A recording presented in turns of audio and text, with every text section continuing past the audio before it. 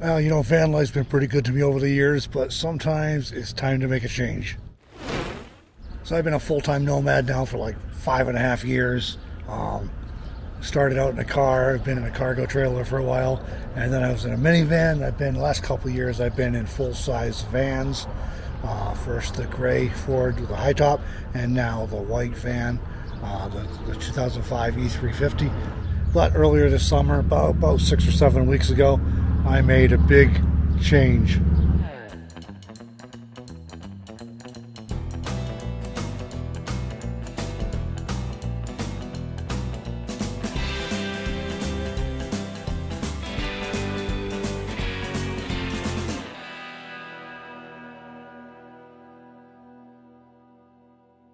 Okay, so as I was saying, I made a big change earlier this summer, 6 or 7 weeks ago or so. I decided to upgrade to a travel trailer. Actually, I've been thinking about it for a little while, and what I sort of been thinking was if I could find something vintage that was still solid that I could go through and remodel. I thought about like a cargo trailer or buying a flatbed and build a tiny house on it, but just the time investment of that, and construction materials are crazy expensive right now. So put it all together and it was kind of like, yeah, you know, maybe if I can find a vintage camper that still has solid bones that I could go through and remodel and everything, that might be good if I find it the right price. So I was still thinking about that. All of a sudden went from really nice weather up here in Wyoming. It was like in the 60s every day in May almost. All of a sudden around the 1st of June, the first of the heat waves hit, and we've been in 90s more often than not since then. It's dropped into the 80s a few times and 70s literally just a few times, but generally it's been in the 90s. So as soon as I saw the weather coming, I knew I needed to do something because I was in the van without air conditioning, even though I was staying in an RV park. So I either had to put an air conditioner in there again or just do something different. So I was already thinking about doing something, and then this trailer came along.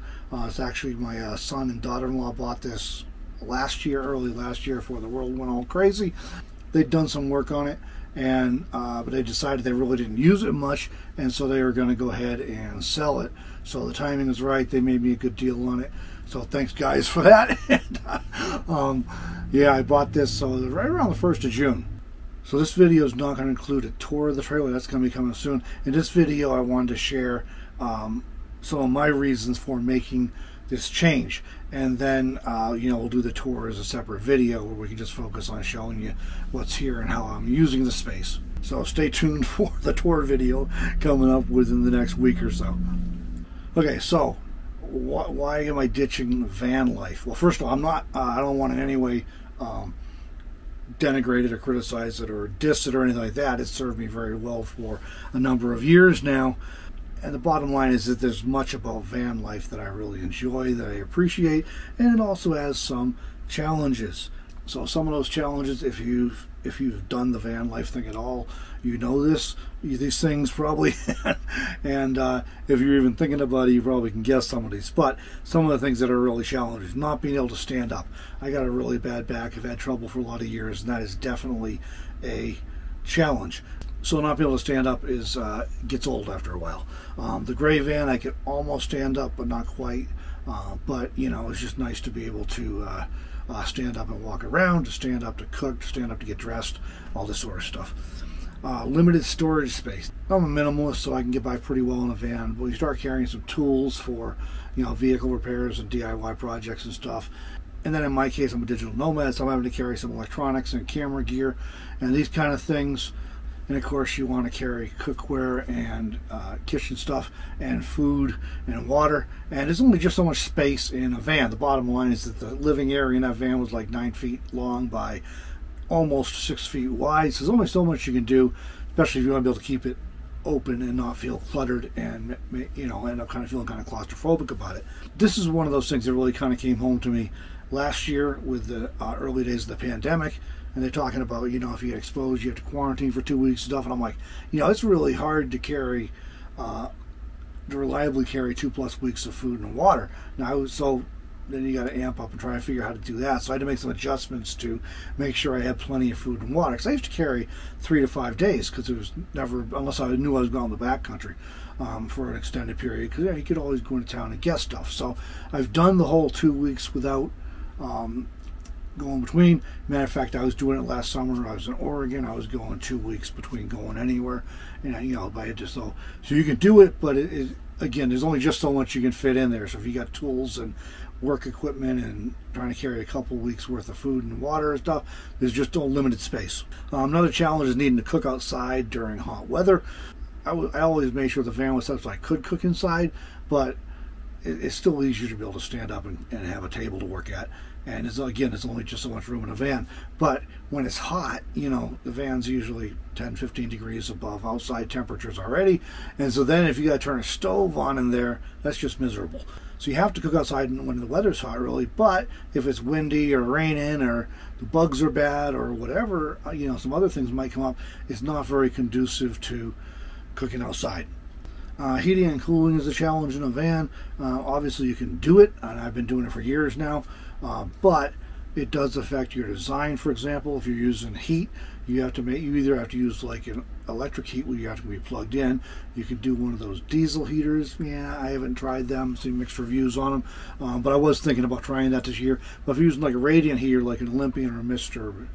heater, portable buddy, something like that, you need to have enough clearances above and to the sides and in front of it, and that does limit your design options if you want to avoid the risk of setting your van on fire when you're using the heat. So it's a challenge. Air conditioning, you know, you can cool it down, but again, there's challenges to go with that. You're going to have to be plugged in. In most cases, it's technically possible to run AC on solar for at least a certain number of hours a day, but you got to have a lot of solar panels and a big battery bank to do that. You also have to figure out where you're going to put it. I did have a window air unit in this van before and in the gray van, so you can do that. Honestly, I don't like the look, and of course you lose that window for regular ventilation and for visibility. And then you have to decide if you're going to leave it in year round or if you're going to, you know, take it out and find somewhere to store it during the cooler months. And of course there are other options there. There are split minis, and there are the portable room ones that you have to figure out how to vent. So I mean, you can do it, but it is a challenge. And finally, you do run into some camping limitations. Now, boondocking is never an issue. Obviously, with a van, you can anywhere you can get to, you can camp. That's fine. But there are campgrounds and RV parks that do not allow vans or cargo trailers or school buses or other DIY conversions. And then there are programs like Harvest Host, which is pretty cool. But again, they only allow self-contained rigs. So, and of course, this one's not less than 10 years old, so I may occasionally run into situations where I can't get into an RV park anyways because my trailer is a little older, but at least it does open up some other options for me. Now, obviously, I prefer to boondock. Anyone who's been watching my channel for any length of time knows that, but sometimes I need to be in town. For example, I'm in Wyoming right now, and there isn't any boondocking close to where my kids live. So I end up staying, either stealthing it, which I've done in the past, or staying in an RV park, which I've also done sometimes that I'm doing this year. So you've probably heard me say, if you've been hanging around for any length of time, van life is simple, and that's really cool. I enjoy that about it. It is not easy. So van life is simple, but it is not easy. Everything you gotta do in a van, as far as daily activities and stuff, is just more work and takes more time than you might be used to in sticks and bricks or if you have an RV. And that's fine, but when you, like in my situation, I'm busy working full-time plus. I work a lot of hours, and so having everything take longer is a hassle sometimes. A little bit of ease sometimes goes a long ways. And I will note that, and again, you've heard me say this before, I'm sure, all rigs involve trade-offs. It doesn't matter what kind of rig you've got. You're trading off things like fuel efficiency, you're trading off comfort, you're trading off storage space, you're trading off stealth, you're trading off being able to stay at RV parks or campgrounds or things like Harvest Host. So there's always trade-offs involved, and there is no perfect rig for every person at every time. There's only the best option for an individual at any given point in time, and those needs may change over time. So for a lot of years the van served me really well. It was the best option, but there are some reasons I decided I just wanted to go with something a little more, And like I said, I considered some different options as far as building a tiny house thing on a flatbed trailer, a cargo trailer conversion, and buying a used camper. And there are, again, trade-offs to each of those, but there are reasons why I decided to go with a travel trailer, and so I'll share those with you now. Oh, and if you're wondering, I didn't mention earlier, this is a 1996 Aerolite. It's a 21 foot, about 7 feet wide, so like it's actually 21.9 by 7 feet, and it's aluminum and fiberglass construction, which is great. It is for terms of corrosion, and it's lightweight, so that's really nice. So it's well within the capabilities of the van to tow. Okay, so why a travel trailer then? Or my reasons, at least. There's about 6 main reasons that prompted me to go with a travel trailer as opposed to some other options. First is comfort. As mentioned already, you can't stand up in the van. I was tired of not being able to stand up. I want to be able to stand up. I want to be able to walk around inside when I need to, which is really nice when the weather's not wonderful or the bugs are bad or whatever else. You don't want to be outside. Air conditioning, it's built in, it works great. I have a 13,500 BTU rooftop air conditioner here that even when it's above 100 degrees, I don't have to run it above low. I've only ever run it on low. Keeps it nice and cool no matter how hot it is outside. So that's fantastic. This is a pretty well insulated rig too, so that helps. I've got windows all the way around this rig, so I have nice visibility when I want to open them up, and I have good ventilation, a couple roof vents too, so I have great ventilation. So it's a comfortable space. And speaking of space, there's more storage space. I don't need all the storage I have in here. I got a whole lot of storage space in here that's empty because I don't even need it all. But I have enough storage space for plenty of food.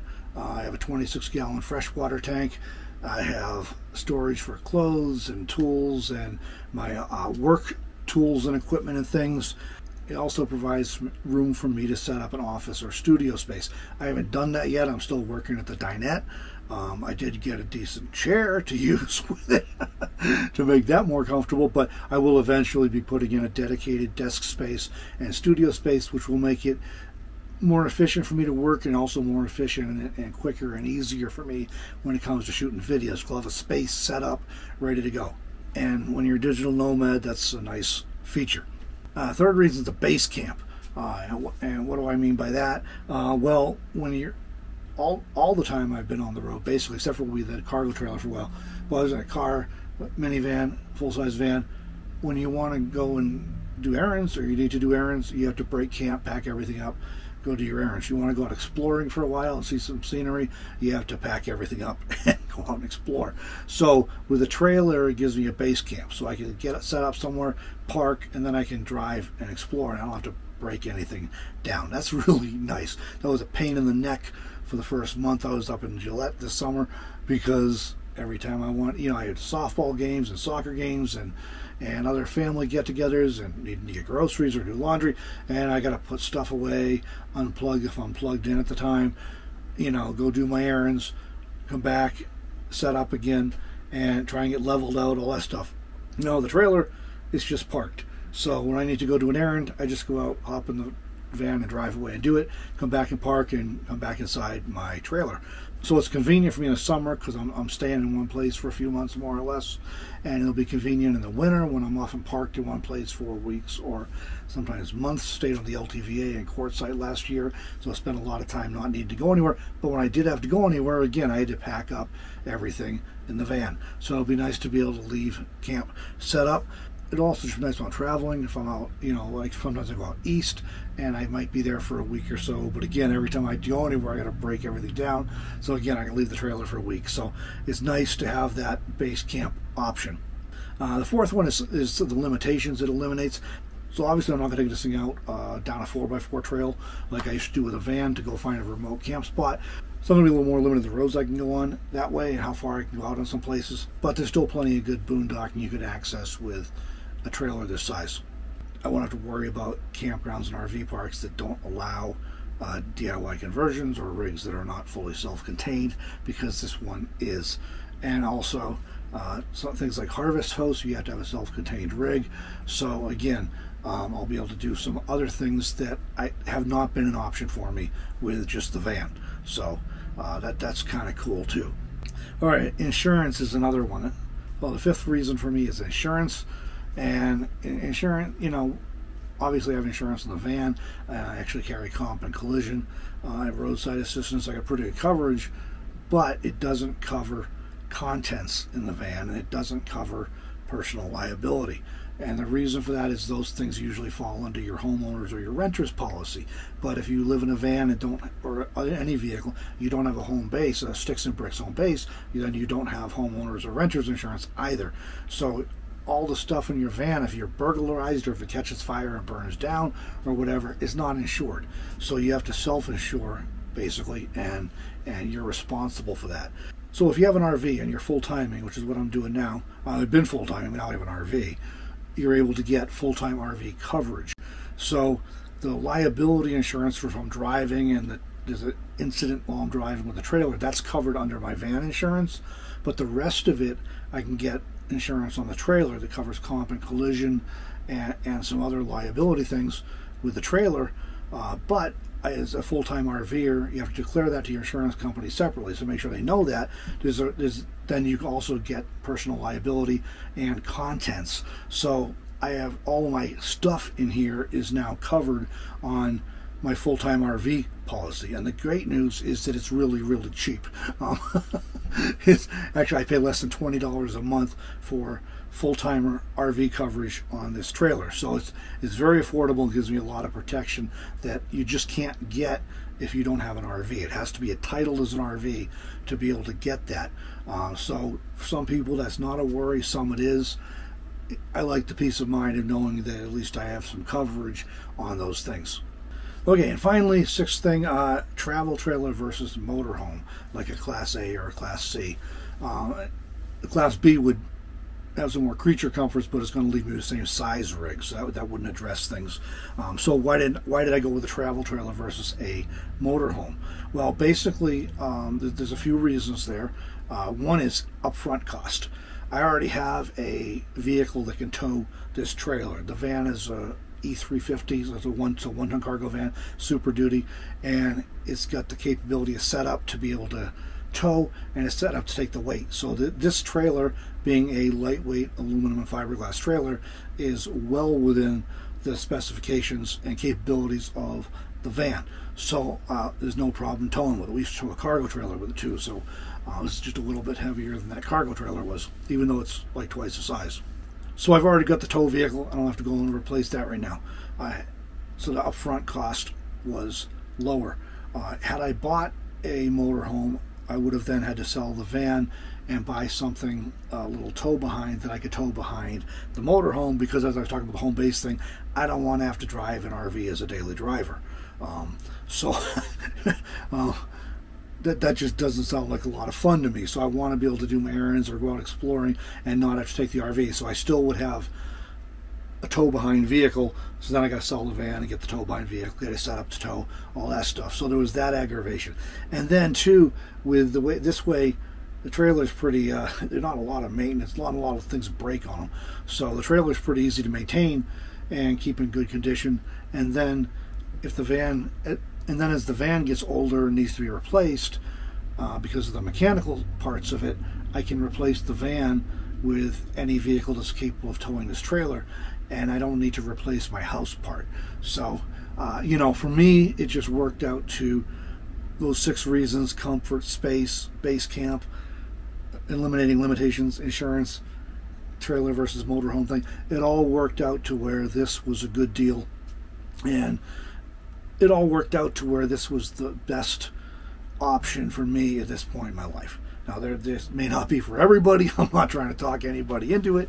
All around, on average, if you just don't know, the van probably is the most versatile, middle of the road, checks the most boxes, best balance of things for a lot of people. And it did work well for me for a long time, but for the reasons I outlined, I wanted to get into something a little bigger, have a little more comfort and ease, a little more space, largely because of work things. Other than that, the space wouldn't have been an issue so much. Better insurance coverage, and so it just worked out for me where this is a good balance. and so this is why I decided to go with a travel trailer. I was kind of figuring, 15 foot and shorter I think would have been too small for what I was trying to do. So I was kind of thinking 17 up to 21, or maybe just a little bigger than that. I definitely didn't want to get up into 30 foot or anything like that.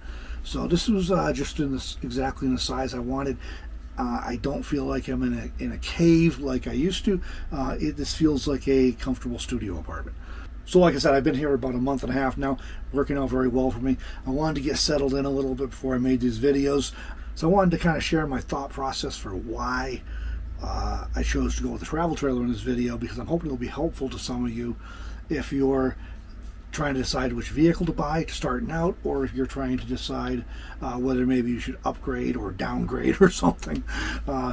So hopefully even if you arrive at a different conclusion, because we all have different needs, and again those needs change over time, hopefully at least my reasoning and thought process is helpful to you. So thanks for joining me for this video. I hope you did find some value in it. If so, please hit that like button, and don't forget to subscribe to the channel if you're not already. Leave a comment as well. Let me know what you think. Do you like the idea of a travel trailer, or do you prefer one of the other options available for nomads? But again, thanks for joining this video, everybody. We'll see you in the next one. And again, watch for that tour video coming up soon.